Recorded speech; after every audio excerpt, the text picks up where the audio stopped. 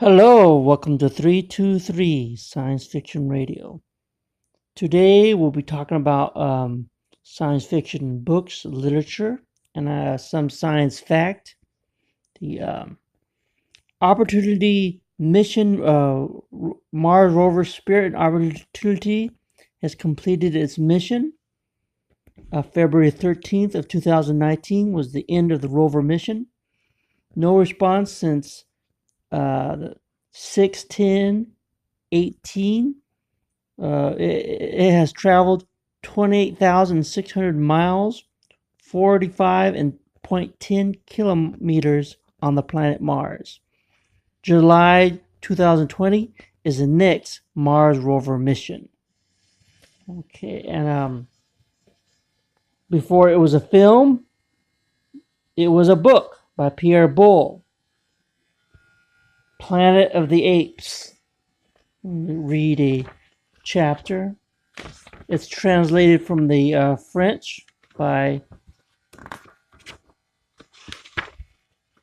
Exene Fielding. This is put out by Cinema Classics. John and Phyllis were spending a wonderful holiday in space, as far away as possible from the inhabited stars. In those days, interplanetary voyages were an everyday occurrence, and interstellar travel not uncommon. Rockets took tourists to the wondrous sights of Ceres and financiers to the famous stock exchanges of Actors and Abron. But Jean and Phyllis, a wealthy, leisured couple, were distinguished in their cosmos for their originality and a few grains of poetry. They wandered all over the universe for their pleasure by sail. Their ship was a sort of sphere with an envelope, the sail which miraculously fine and light and moved through space prepared by the pressure of light radiation. Such a machine, left to its own devices in the vicinity of a star. It's a pretty good book. Here's Beneath the Planet of the Apes DVD. Charlton Heston only played a cameo. James Francisco, who appeared slightly like Charlton Heston, got the lead role. He was in a TV series in the 70s with Bruce Lee. And it had Roddy McDowall was filming his directorial debut, Tam Lin, so David Watson played Cornelius. Not much of the apes, mostly gorillas and mutants. They were worshipping the bomb, and it just went out like a bomb. I kind of like the TV series better than the sequels, but Conquest is just as good as the original, in my opinion. The other sequels, I think if you're not a fan of Planet of the Apes, it might just not interest you. So I just watched the first movie. The remakes are fair. This is the Twilight Zone.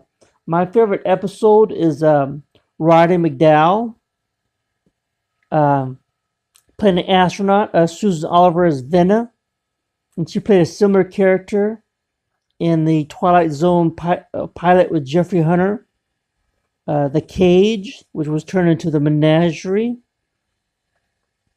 People are alike all over. And I like the other one with Bill Mummy, where he wishes people away. You're a bad man, a very bad man. Mm-hmm. And right here is the Lost in Space comic book. It came out a few years before the TV series. There's no professor or robot. The characters are named differently. Everything about this is a lot different than the TV series. Some people may consider it an improvement. Some may not. They're on a space station instead of the Jupiter 2. Oh, the series was kind of silly, but it kind of grows on you after a while.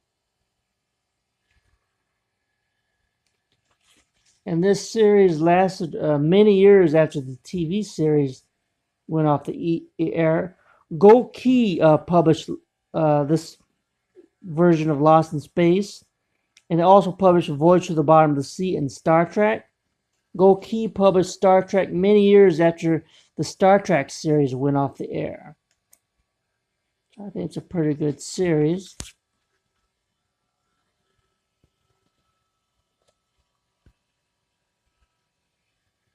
Pretty good. I ordered this.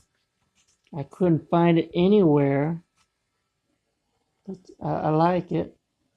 Another science fiction draft series I like was put up by Epic, which is Alien Legion, written by Archie Goodwin. Oh, my thumb's getting in the way. This is a series of books by the Marvel imprint Epic.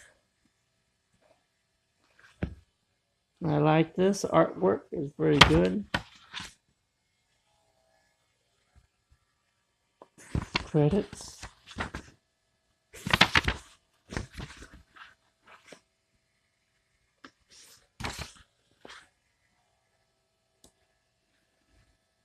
This came out in the 80s.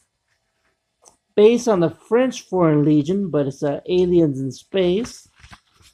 I never saw it. I never bought it when it was on stands, but I bought a used copy for $1, and I really liked this book. I think it has a lot of potential. Maybe Marvel will turn it into a movie one day with the success of Star Wars and Star Trek, and stream it one day.